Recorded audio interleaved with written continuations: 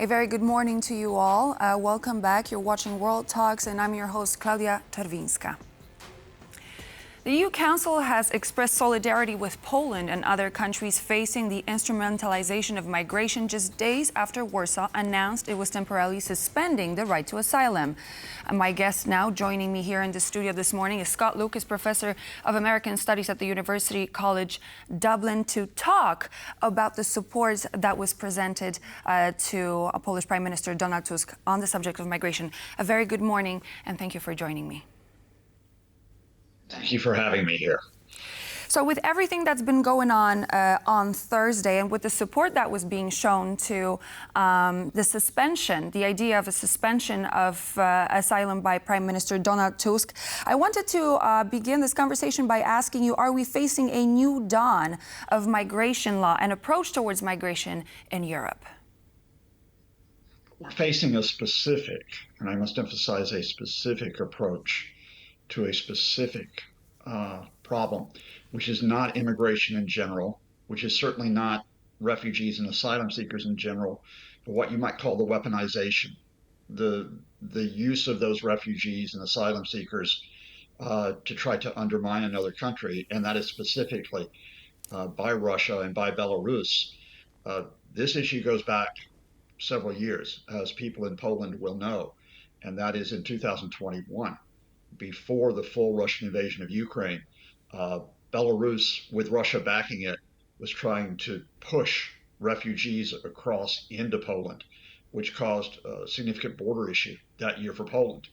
After the Russian invasion of Ukraine, Finland has faced the same situation, and they've had to deal with their border security. So I think we need to emphasize that this is not a shift where there is a general ban or a general halt to accepting, working with refugees and asylum seekers, that this is a specific application of a security situation.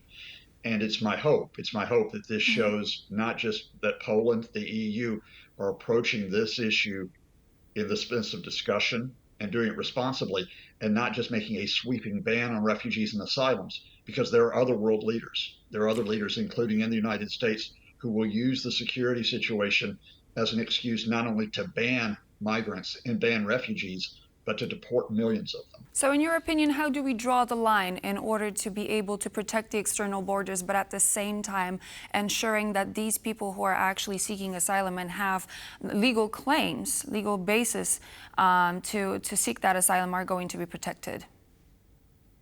Well, in this specific case, you wind up having a finding that a particular state is driving these refugees and these asylum seekers across the borders, in other words, to undermine a neighbor. And that's what the EU effectively found yesterday. So you need to set up a process within the EU which comes to that finding, because there may be a case which is not about Russia and Belarus.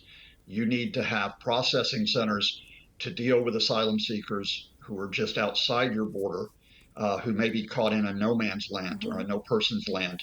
And then you need processes for those who do make it across your border, but who are deemed to have been pushed there. All of that needs to be put in place.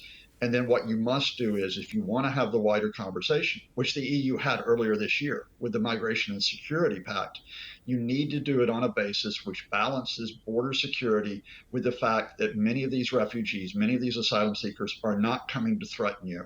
They're not coming to break down your system. They're coming because they're desperate, and because in some cases their lives are in danger, and their rights, which have been recognized since 1951, also need to be upheld.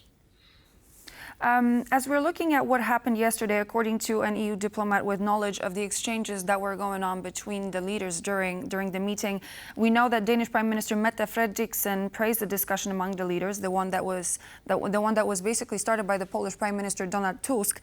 And I quote, he said, "Finally more realistic and honest.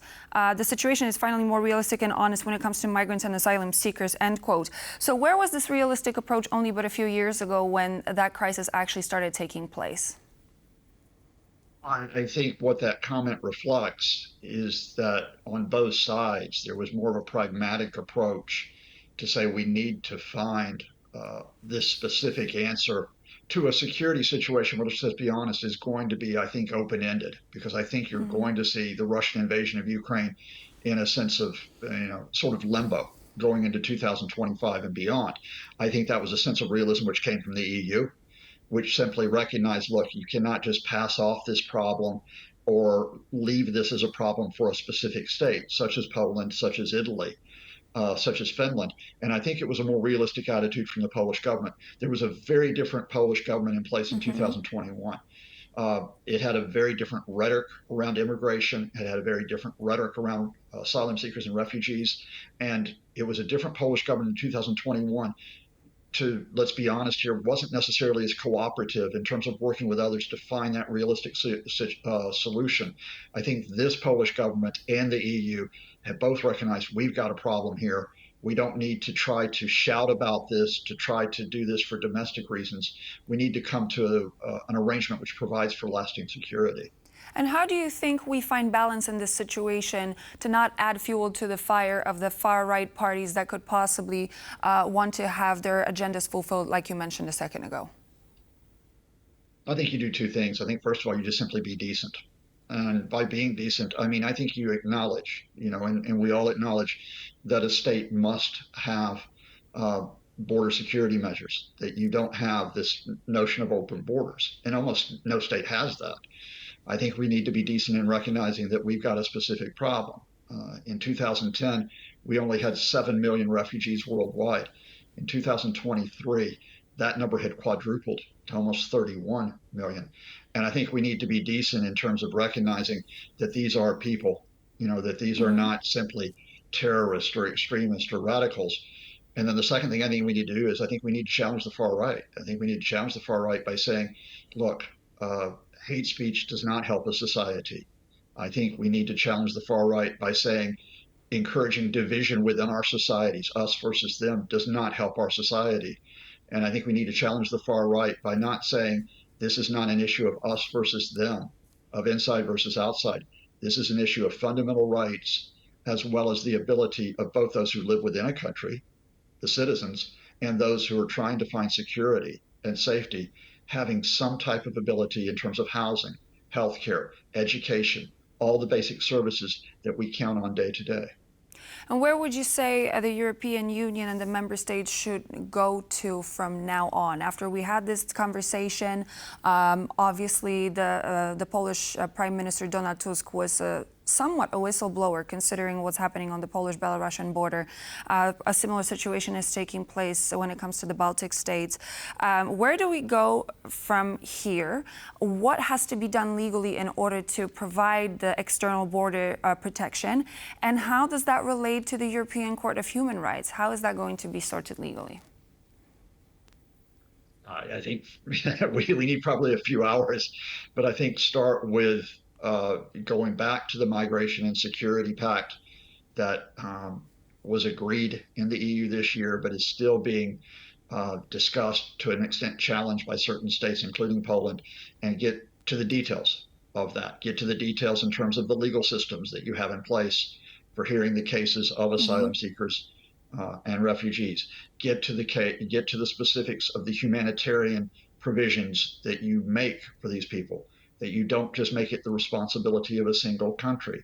Get to the specifics of being able to distinguish between those migrants who are coming simply for economic reasons and those who have genuine concerns for their Mm-hmm. lives and for their futures. I think you do all of that on a cooperative basis, not a basis, as we've just discussed, where you shout at each other, especially trying to manipulate domestic votes. I think, secondly, I think you reaffirm the European Court of Human Rights. This is not your enemy. They are Mm-hmm. not there to try to overrun you. I think you recognize the fact that any functioning system, like the EU, has to have a functioning legislature and you have to have a functioning court system. And I think, thirdly, what we have to do is we have to recognize the source of these issues and, again, be honest about this. Poland took in millions of Ukrainian refugees because they recognized what had happened. I think the EU needs to recognize that when people come from Syria, where you've had 11 million people displaced, there is something that happened there. when they come from Africa. There is something that's happened there. We have serious issues like climate change as well as civil wars. And we need to recognize those problems as well as dealing with the measures that we need within to make our societies better places to live.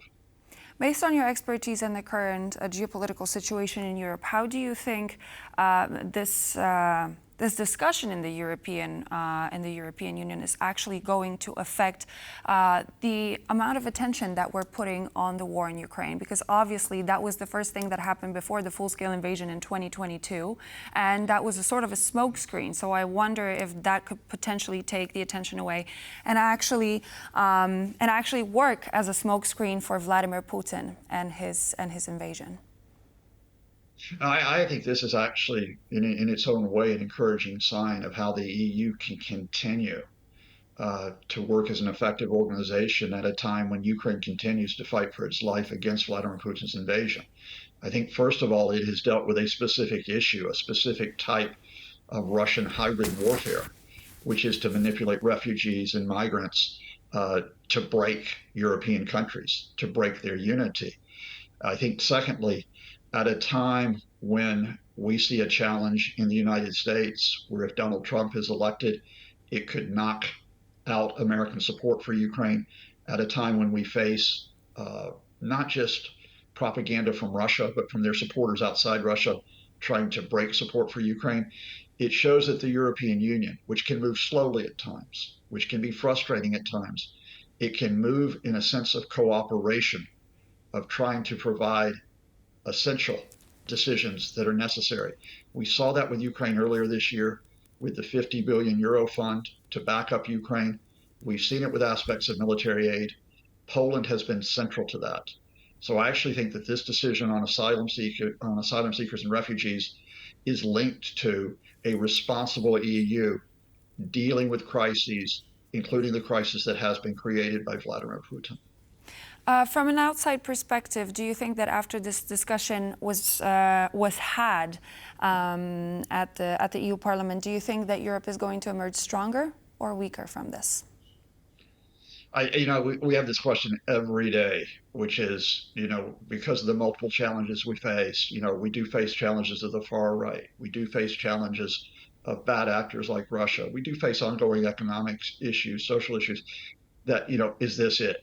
Is the EU finished? And I will just say this generally, because I think we need a full discussion of this. I think the EU has been mobilized since February 2022 in Russia's full invasion. I think the EU, which had come out of its economic crisis, but at times had appeared to be disjointed, to be dysfunctional, I think the EU has actually found a sense of purpose. And I think, to give you one illustration of that, the one name that we have not mentioned in our discussion today is Hungary's leader, Viktor Orban, an ally, let us be honest here, of Vladimir Putin. I think for the EU, even to deal with those who would break it up or unsettle it from within its midst, to deal with external and internal issues, this is an organization which does have problems. It does have challenges, and we should never lose sight of that. As all organizations always do. It has shown that it can function. Exactly. It has shown that it matters, and that is important in 2024. Scott Lucas, Professor of American Studies, University College Dublin, thank you so much for joining me. And to you and your viewers. And so this would be all for now here on World Talks. My name is Klaudia Czerwińska. Please stay tuned here on TVP World for more news and features, as we will be back with you shortly.